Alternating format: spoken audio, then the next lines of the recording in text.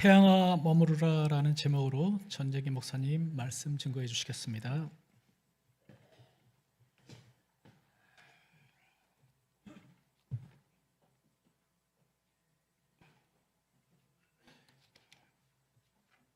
반갑습니다.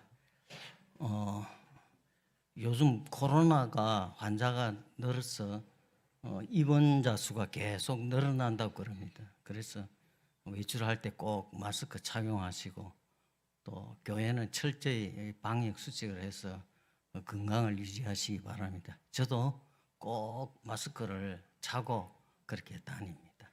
건강에 유의하시기 바랍니다. 오늘 이 시간이 중대합니다.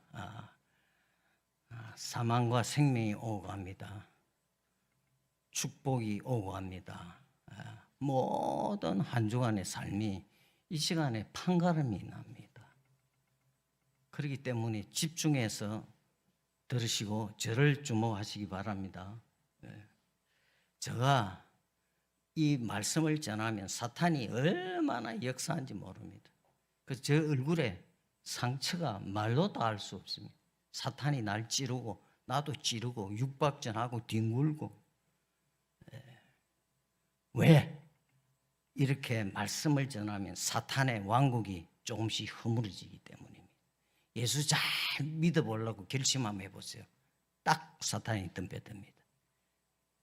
그 대충 이러면 그래 대충 해, 그래 뭐 대충 살아, 예배당 출석하고 말씀 듣고 기도하고 헌금하고 그래 하면 돼, 이렇게 넘어갑니다.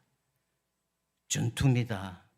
오늘 이 아주 유명한 여호수아의 전투 장면을 우리가 발견을 하게 됩니다.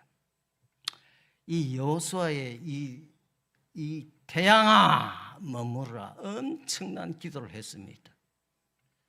그것도 전쟁 중에, 전쟁을 수행하는 중에 올린 기도입니다. 그럼 그 이유가 무엇입니까? 하나님 편에서 미리 여호수아에게 승리할 것을 알려주셨기 때문입니다. 하나님 편에서 출발합니다. 근데 오늘 모든 이 잘못된 종교나 이방 종교나 이런 모든 것들은 전부 다 사람들이 하나님께로 나아가는, 신에게로 나아가는 겁니다. 그래서 자기가 열심히 해야 되고 봉사해야 되고 선한 일을 해야 된다고 공덕을 쌓아간다고 하는 게 이게 모든 세상의 종교입니다. 그런데 오늘 교회도 거꾸로 성경을 잘못 해석해가지고 맨날 그렇게 얘기를 합니다. 못해요. 우리는 몇 번 그러다가 다 나자빠집니다. 기독교는 하나님 편에서 오는 것입니다. 그 하나님 편에서 오는 그 은혜로 말미암아 힘을 입고 열심을 내는 것입니다. 그런데 그 원천인 하나님 편에서 오는 힘이 끊어져 버리면 잘할 것 같죠? 못합니다. 예를 듭니다. 전도 같은 것도 얼마나 좋아요. 해야 되죠. 반드시 해야 돼요. 명령을 해야 되죠. 그래서 막 합니다. 뭐 여러 가지 방법을 다 동원돼서 합니다. 그래 한 몇 년 하다가 일매가 없으면 막 슬그머니 없어집니다. 하나님 편에서 오셔야 됩니다.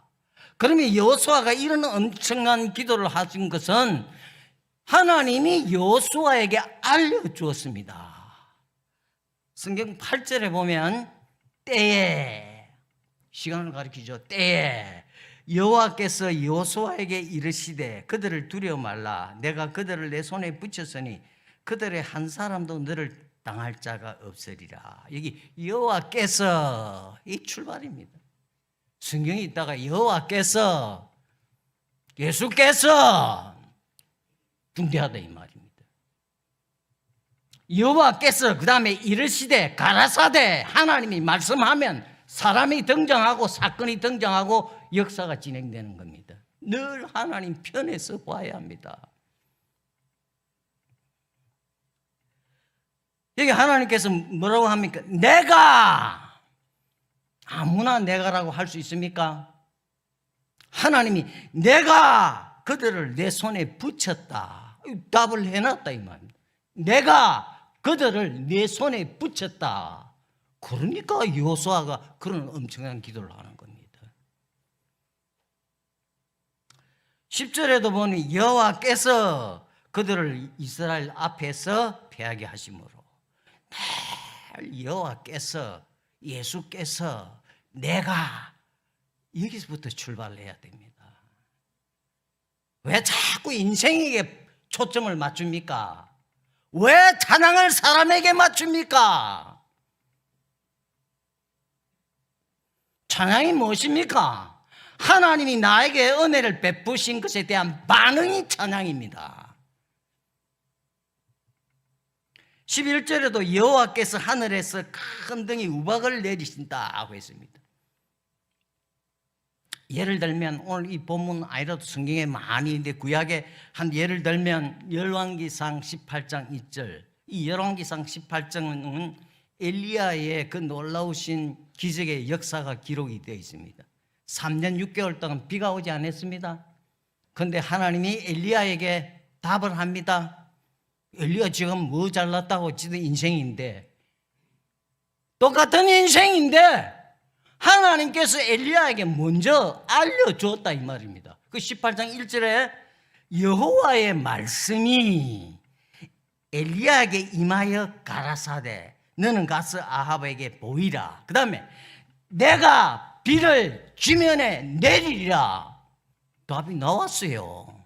그러니까 엘리야가 그렇게 하는 겁니다. 그래서 머리를 무릎 사이에 놓고 기도를 하는 겁니다. 사람에게 초점 맞추면 안 됩니다. 그러니까 늘 실망하고 넘어지고 자빠지고 시험에 빠지고 그러죠. 가나안 정탐꾼 이 사건도 마찬가지예요. 여호수아 갈렙은 올라가서 취하자.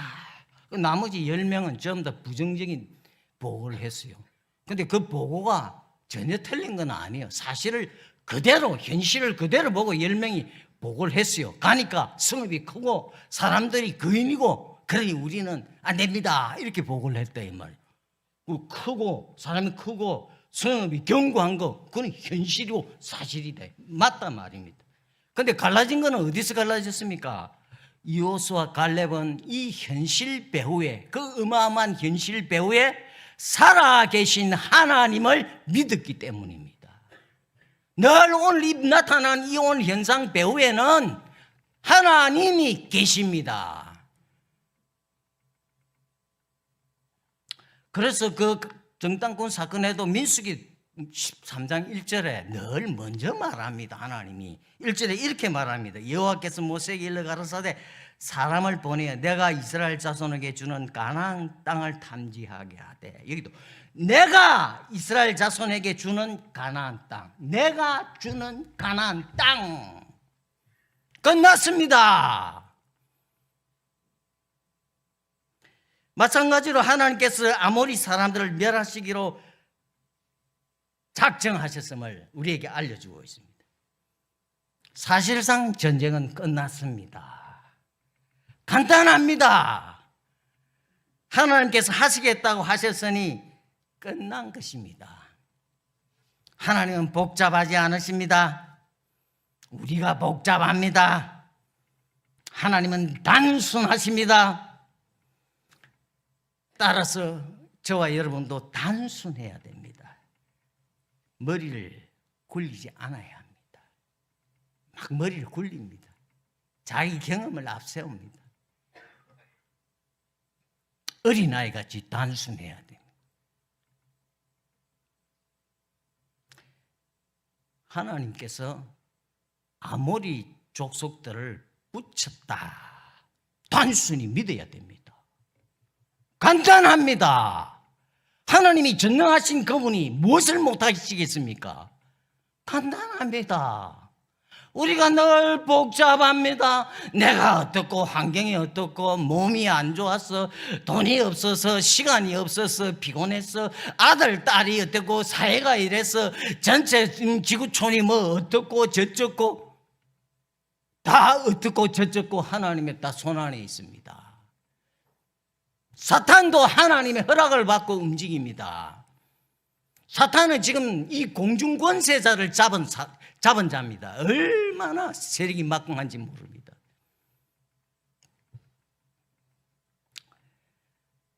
아모리 족속들을 멸하시기로 작정했습니다.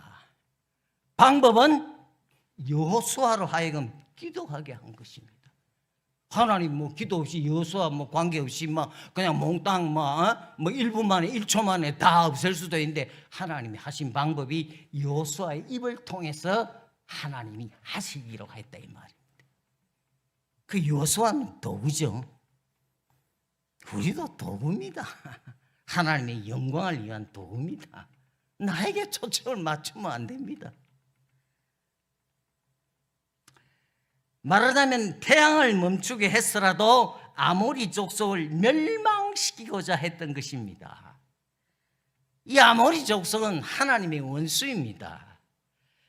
여러분, 이 가나안 땅에 7 족속들이 사는데 이 7 족속들이 우상을 숭배하고 간음하고 동성애를 하고 타락하고 부패하고 해서 하나님이 준 이 땅을 더럽히고 있었다 이 말입니다. 그런데 이스라엘 백성들을 이 가나안 땅으로 옮기기 위해서는 하나님이 시간을 기다려 줬습니다. 그래서 애굽에서 430년 동안 기다리게 했습니다. 왜? 이 가나안 땅에 있는 이 족속들이 죄가 끝까지 찰 때까지, 죄가 관영할 때까지 하나님이 기다리셨던 것입니다. 그래서 이제 때가 되었습니다.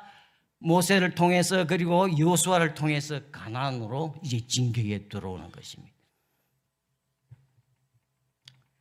하나님 자신께서 아모리 족속들을 멸망시키려 했던 마음이 강렬했던 것입니다. 여호수아의 이 태양 머무르 이게 강렬한 것이 아니고 하나님의 마음이 강렬했던 것입니다. 하나님이 어떤 것을 주시는 방법은 먼저 우리 안에 그에 대한 열망을 불어넣으시고 그 다음에 그 열망에 응답을 하십니다. 늘 주체가 하나님이죠. 사람 아닙니다. 대통령 아닙니다. 뭐 로마 황제 아닙니다. 엘리야 아닙니다. 모세 아닙니다. 그 열망이 얼마나 간절했던지 전쟁 수행 중에 그냥 기도로 터져 나왔던 것입니다. 하나님이 그런 열망을 불어넣었습니다. 원수를 멸망하고 싶고자 하는 마음이 그 열망이 여호수아에게 밀어붙였던 것입니다. 기도란 하나님이 우리에게 선물을 주시는 통로로 주셨습니다. 하나님이 선물을 주고 싶습니다. 그런데 기도하게 슬쩍 우리 마음을 주장하십니다. 어떤 축복이나 선물을 하나님이 주실 수 있지만 기도라는 우리의 수고를 통하여 그것을 얻게 하십니다. 내가 40일 기도를 해야 되겠다 이런 마음을 주셔가지고 그 선물을 주기 위해서 우리의 마음을 먼저 주장합니다. 수고를 통해서 얻게 하십니다. 그래야 내 공로가 아니고 하나님의 공로임을 알죠. 그죠? 그러나 실제로 우리가 기도 없이 받는 선물이 얼마나 많은지 모릅니다. 얼마나 많은 선물을 받고 있어요. 뭐 공기도, 물도, 우리의 지금 이 살아가는 이 환경 하나님 주셨잖아요. 하나님 없이 살아갈 수 있습니까? 하나님 없이 생명이 있습니까? 다 선물이에요. 그래서 우리는 흔히 착각하기를 기도하면 다 된다는 식으로 말을 하는데 이것은 참으로 잘못된 말입니다. 조심해야 됩니다. 그 의도는 충분히 이해가 가지만은 조심해야 됩니다. 내가 기도해서 다 응답받으면 내가 사실상 하나님이라는 말입니다.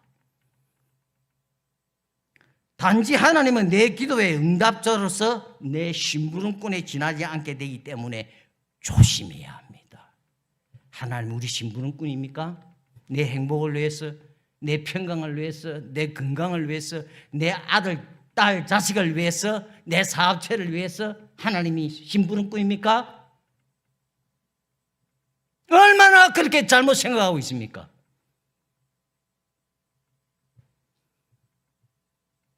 그럼에도 불구하고 우리는 기도해야 됩니다. 이유가 무엇입니까? 성경은 우리에게 기도할 것을 명령을 하고 있기 때문입니다. 바울은 쉬지 말고 기도하라고 했습니다.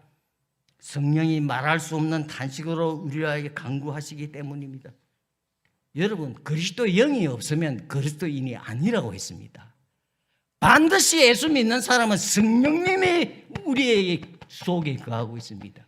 그리스도의 영이 없으면 몸이 예배당에 오고 찬양을 하고 온 것을 다 해도 그리스도인이 아닙니다. 그 성령께서 말할 수 없는 탄식으로 우리 기도를 도우십니다. 그리고 기도를 그만두면 죄가 되기 때문입니다. 사무엘은 나는 너희를 위하여 기도하기를 쉬는 죄를 여호와 앞에 결단코 범하지 아니하고 성경 말씀을 꼭꼭 씹어 먹어야 됩니다. 하나님의 영감으로 불어 넣었습니다. 단어 하나하나가 살아있는 하나님의 말씀입니다. 결단코 범하지 않겠다 했습니다. 예수님도 기도의 모범을 보이셨는 거 우리가 잘 알고 있습니다. 새벽 미명에 기도했습니다. 산에서도 기도하고 밤에도 기도하고 제자들에게 주 기도문을 가르치기도 하고 겟세마네 동산에서 땀방울이 핏방울이 되도록 기도했습니다. 이 영혼을 살리기 위해서 심장이 아마 충격을 받았을 거예요. 예수님도 사람이니까.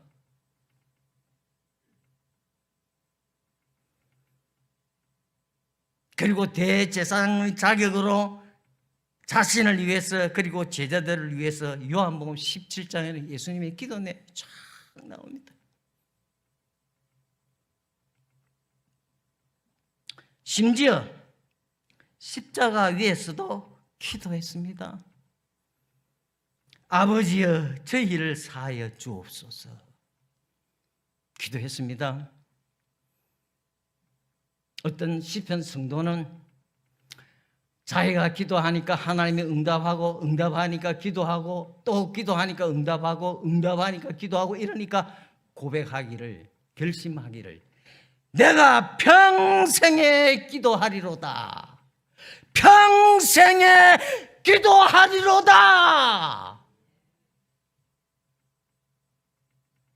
예수 믿는 사람 중에 제일 나쁜 사람이 어떤 사람입니까? 기도하는 사람이 제일 나쁩니다. 지가 하나님 없어도 할 수 있다 이 말입니다. 얼마나 나쁜 사람입니까? 평생이 기도하겠습니다. 고백해야 됩니다. 결심해야 됩니다.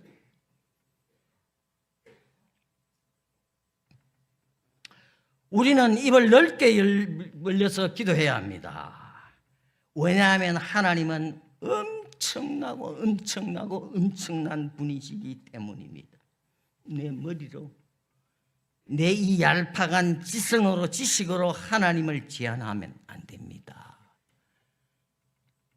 여러분, 우리의 기도를 받으시는 분은 엄청난 사람입니다. 예수 믿는 우리 엄청난 사람입니다. 사람 중에서는 최고입니다. 엄청난 사람입니다.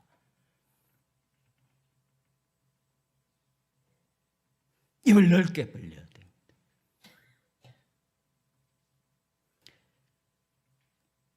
그러면 우리는 하나님의 약속의 말씀을 붙들고 기도해야 됩니다.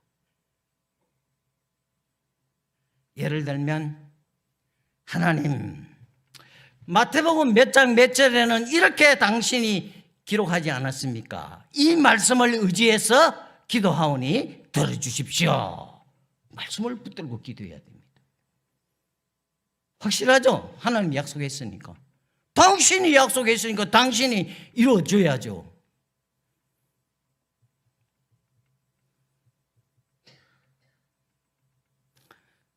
그런데 이 여호수아의 기도 앞에 태양이 머물고 말았습니다. 기도가 그대로 이루어졌습니다. 역사적인 사실입니다. 팩트입니다. 기적입니다. 우리는 기적을 대할 때, 오늘 이 기적이죠. 이런 기적을 대할 때 이성적이고 과학적인 관점에서 해석해서는 안 됩니다. 오늘 이 과학이 하나님이 주신 이 지혜로 이렇게 모든 것을 우리에게 유익하게 했는데 그냥 하나님이 하신 것까지 침범하려고 그래요. 안 됩니다. 오히려 이 기적을 신앙적인 관점에서 믿음으로 해석하는 안목을 가져야 됩니다. 오늘 찬양대가 믿는다 하고 한 것처럼 이 기적이란 시간적으로 단시간에 아주 짧은 시간에 찰나적으로 이루어집니다. 결과적으로 인간의 이성을 초월하고 불가항력적입니다. 이거 어떻게 막아볼 수도 없습니다. 찰나입니다. 찰나. 뭐 하나님 뭐 여기 이만큼 하고 아닙니다. 하나님 그럴 필요가 없죠. 병 났는데 뭐 그냥 뭐 의사가 뭐 며칠씩 뭐 몇 년씩 어떻게 하고 뭐 그런 필요 없어. 하나님은 순간적으로 끝내버립니다. 왜? 창조주니까. 자기가 주권적으로 모든 것을 주장하시니까. 이 우리 이성을 초월하고 불가항력적일 뿐만 아니고 반드시 하나님과 관계되어야 합니다. 오늘 기적이 많이 일어납니다. 하늘에서 불이 떨어지기도 합니다. 수많은 사람들이 우르르 몰려갑니다. 앞으로 말세에 이런 일이 벌어집니다. 이게 하나님의 역사다 하고 갑니다. 다 멸망의 길로 갑니다. 오늘도 이방 종교들이 병고침이 뭐 역사가 일어납니다. 병이 막 났습니다. 방언도 합니다. 이방 종교에도. 반드시 하나님과 관계되어야 합니다.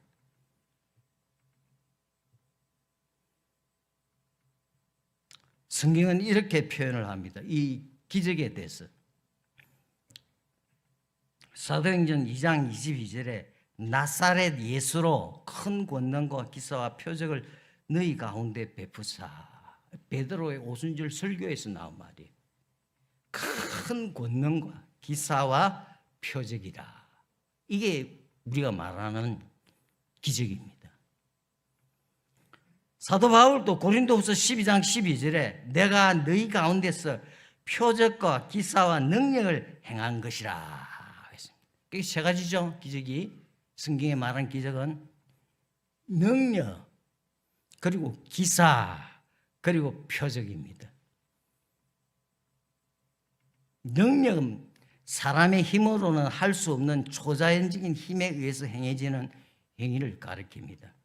본질은 하나님의 능력을 보여주는 데 있습니다. 그리고 또 기사는 깜짝 놀랄 일을 말하는데 주로 이 자연계 나타나는 기적적인 현상을 가리킵니다. 이 표적은 사인이죠. 하나님이 내가 했다는 표를 남기는데 일반적으로 어떤 인격이나 사물을 다른 것과 구별해서 알게 해주시는 독특한 표시를 가리킵니다. 대표적으로 이것은 영적인 진리를 드러내는데 우리가 요한복음에 이 표적이 많이 나옵니다.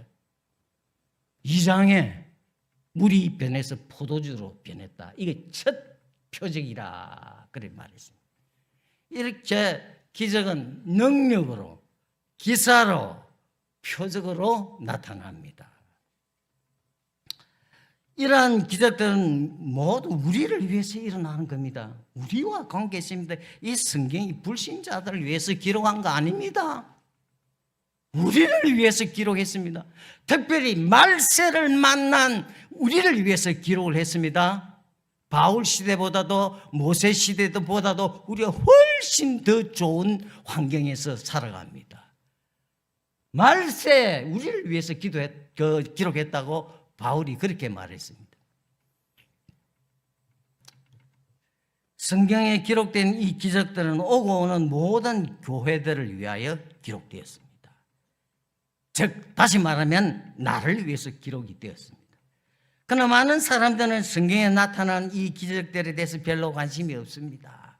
뭐 성경 자체를 믿지 않으니까, 예수를 자체를 믿지 않으니까 대부분 대수롭지 않게 생각하고 지나갑니다. 왜냐하면 기적이 너무 드물게 일어나기 때문입니다. 우리가 볼 때는 기적이 많이 일어난 것 같지만 이 역사가 몇천 년의 역사를 지나온 것입니다. 과정이. 그런데 여기 뭐 한 몇천 개나 기록이 되는지 모르겠습니다만 드문드문 나는 겁니다. 만약에 이 성경의 기적들로 가득 찬다면 이 세상은, 이 세계는 난리가 납니다. 이 피조 세계, 하나님이 만든 이 창조 세계는 막 혼란이 옵니다. 어떤 사람은 태양이 빨리 가기를 원할 것입니다. 제발 좀 시간 빨리 가라. 군대에 있는 젊은 병사들이 제발 좀 세월 좀 빨리 가라. 빨리 제대하게. 이런 사람은 태양이 빨리 가기를 원할 거죠. 또 어떤 사람은 태양이 늦게 가기를 그렇게 원합니다. 왜? 이렇게 좋은데 이 시간 너무 아깝다. 계속 연장되기를 바라서 시간이 늦게 가기를 바랍니다. 그러니 어떻게 되겠습니까? 한쪽에서는 빨리 가라, 한쪽에는 늦게 가라. 이 혼란이 온다. 그래서 하나님은 지혜로우신 분입니다. 적당하게 기적이 일어나게 하는 하나님의 지혜를 우리는 발견할 수 있습니다. 자, 그러면 오늘 이 설교의 핵심입니다. 뭡니까?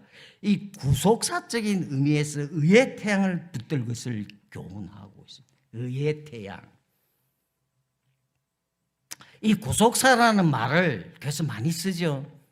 그런데 이 정확한 의미를 잘 모르시는 것 같아요. 뭐냐 하면 이 구속사라는 것은 구원과 구속과 역사 이 세 단어가 합친 말이에요.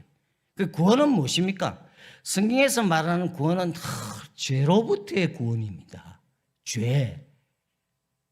그런데 구속은 이 구원을 이루어가는 행위를 말합니다. 행위를. 그러면 죄로부터의 구원을 받는데 그러면 죄는 뭘 요구합니까? 반드시 사망을 요구합니다. 이러니까 죄가 골치 아픈 겁니다. 이 사망을 요구하는데 그러면 이 문제를 해결하려면 누가 죽어야 된다 이거죠. 그 행위가 구속인데 예수 그리스도께서 그렇게 대신해서 그 값을 지불했다. 사망의 값을 지불했다. 이게 구속입니다. 이런 과정이 전 역사를 통해서 드러나는데 이 성경 전체가 구속사로 기록이 되어 있습니다. 전체가 이 구속의 역사로 기록되어 있기 때문에 이 세상이 역사의 중심이 아닙니다. 이 세상 역사의 중심은 구속사가 중심입니다. 하나님의 택한 백성들을 하나님이 구원하고 구속하기 위해서 지금도 이 지구촌을 돌리고 있습니다. 트럼프를 세우고 푸틴을 세우고 별의별 사람을 다 세우고 이렇게 하고 있는 것입니다. 공장이 쓰고 망하고 막 돌아가고 있는 것입니다. 이 하나님의 구속사의 이것을 위해서 오늘 지구촌이 돌아가고 있는데 이 불신자들은 이걸 알 리가 없죠. 절대로 모르죠. 시체인데요. 어떻게 알겠어요? 죽은 사람이 어떻게 알겠어요? 살아도 알똥하고 말똥한데. 그래서 이 오늘 안 믿는 이 불신자들, 이 근방에 이 가자동에, 남가자동에 사는 사람들은 아침마다 출근하기 전에 이 가자동에 와서 감사합니다. 당신들 때문에 내가 살아있고 당신들 때문에 돈벌이하고 당신들 때문에 오늘 이렇게 살아갑니다. 감사하고 절하고 가야 된다. 근데 안 하죠. 모든 게 이게 하나님의 구속사예요. 그 가운데 예수죠. 핵심이 예수입니다. 성경의 전 내용은 예수입니다. 근데 교회에 예수가 없어. 예수가 실종이 되어서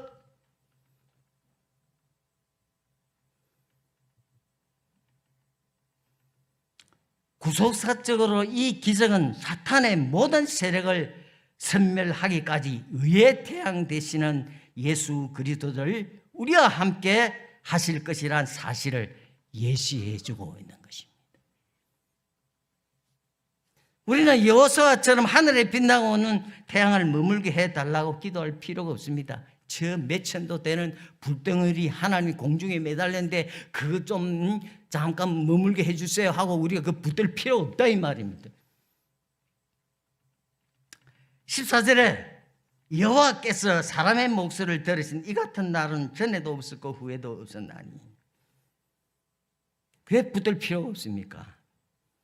태양보다, 이 불덩이, 물리적인 태양보다 더 크고 밝고 빛난 빛이 나타났기 때문입니다. 기가 막히죠. 우리는 너무너무 이 말세에 태어나서 더욱더 복을 받은 사람입니다. 구약의 성도들은 예수 오기를 학수고대 했습니다. 그 신약의 초기에 예수님이 오셨습니다. 우리는 다시 오실 예수님을 기다리고 있습니다. 우리 신랑 예수. 신부가 신랑을 기다려야지. 뭐 돈이라는 신랑한테 반해가지고 막 바람이 났어. 정치라는 신랑한테 바람이 났어. 이 빛은 영원한 빛이요 위대한 빛입니다. 영원하다 이 말입니다. 여러분 제가 어제 설교를 준비하고 있는데 이런 말이 떠올라요. 이 에콰도르 간 선교사 아주 젊은이 한 30 이제 막 됐을까 말까 한 젊은이가 뭐라고 했냐면 영원한 것을 위하여 영원하지 않는 것을 버리는 자는 바보가 아니다. 그래서 사람들은 영원하지 아니한 거, 이 세상의 거, 썩고 없어질 거, 잠깐 있다가 없어질 거, 이게 다 목을 메고 살잖아요. 아니라 이 말이다.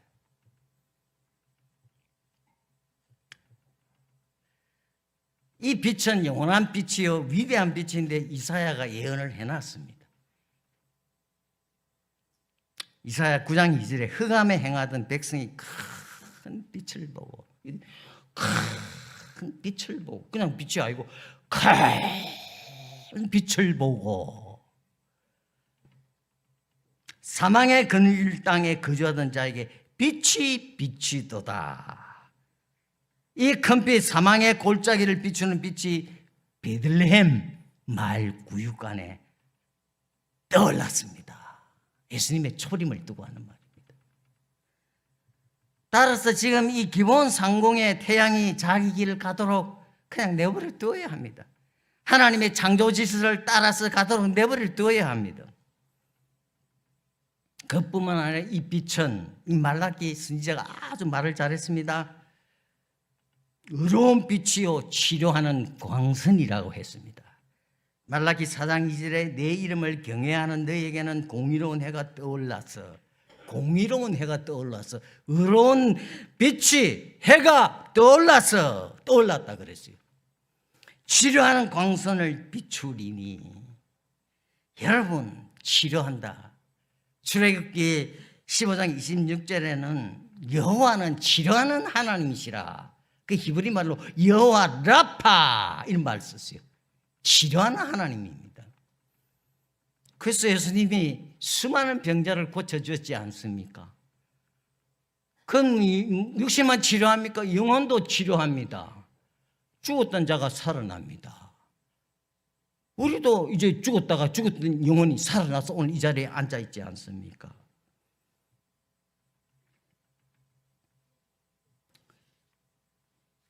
그러므로 우리는 여호수아보다 더 큰 기도를 해야 합니다.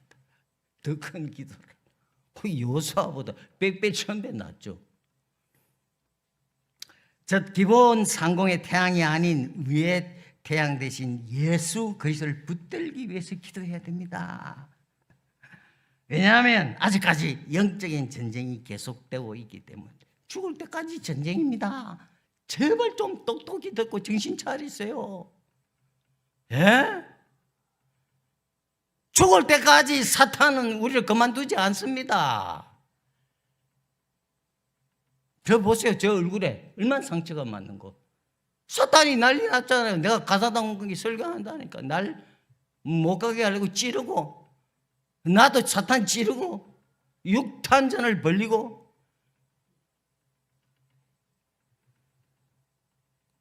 전쟁이 계속됩니다.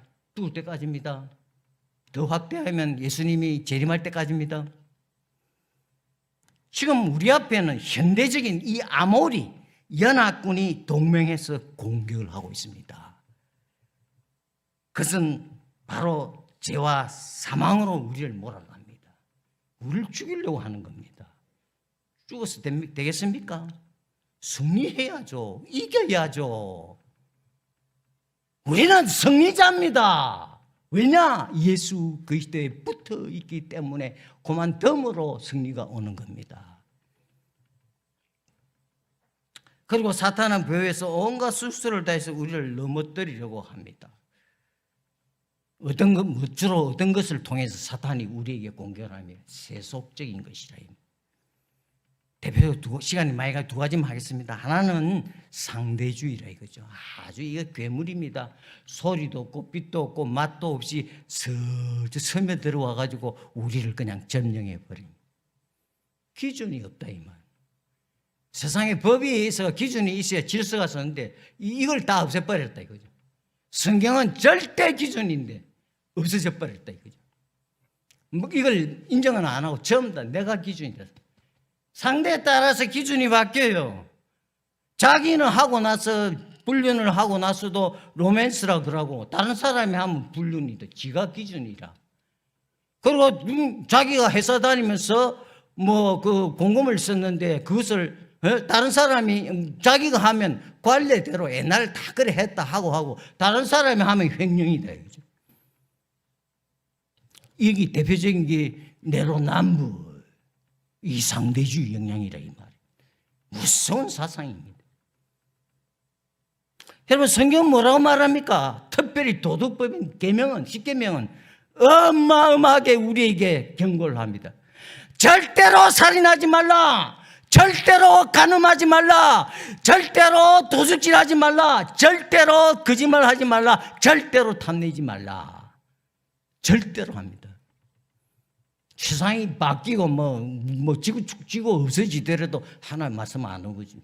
여기에 우리 성경이 간음하지 말라, 뭐 하지 말라. 번역이 약하다 이 말. 절대로 하지 말라. 절대가 빠졌다 이 말. 제 말이 아니고 히브리어 성경이 그래 말한다 이거죠. 원 성경이. 이처럼 이래 되면 어떻게 됩니까? 도덕이 엉망진창 혼란이 온다. 사람이 짐승처럼 된다 이 말입니다. 왜? 도덕이 없어지니까 그냥 이 세상이 사람들이 짐승처럼 영적으로 짐승처럼 되어버렸다 이 말입니다. 이런 사상이 우리가 직관적으로 받고 있다 이 말입니다. 또 하나는 모든 것이 우상이다. 전부 다 우상이다 이 말. 어떤 사람은 정치가 그 사람에게 우상입니다. 어떤 사람은 돈이 그 사람에게 우상입니다. 어떤 사람은 과학이 우상입니다. 어떤 사람은 가수가 우상입니다. 스포츠맨이 우상입니다. 그래서 막 난리. 제정신이 아니라 이 말입니다. 다 제정신이 아니라 이 말입니다. 영적으로 하는 말입니다. 바울이 신문을 받을 때 베스도 총독 앞에서 신문을 받을 때 바울이 십자가와 부활의 복음을 전하니까 베스도 총독이 하는 말이 바울아 네가 미쳤구나. 네 학문이 네를 미치게 하는구나. 그렇게 말했어요. 그 바울이 뭐라고 대답했습니까?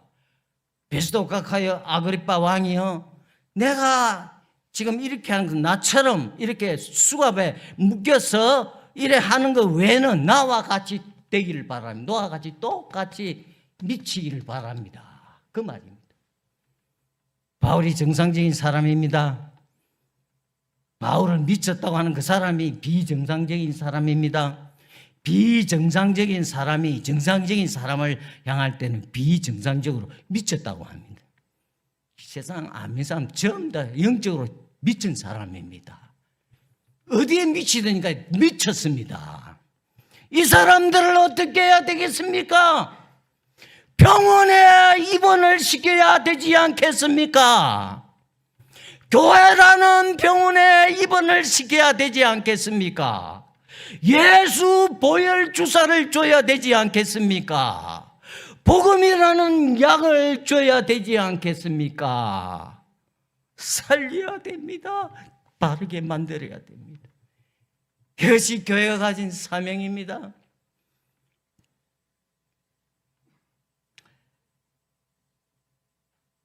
우리는 예수를 붙들어야 됩니다. 예수 그리스도를 붙드는 것이야말로 우리가 사는 길입니다. 믿기를 축원합니다. 예수입니다. 주 예수, 주 예수, 주 예수밖에 누가 있으랴. 예수입니다. 무슨 수로 사탄을 이깁니까? 기도하겠습니다. 아버지,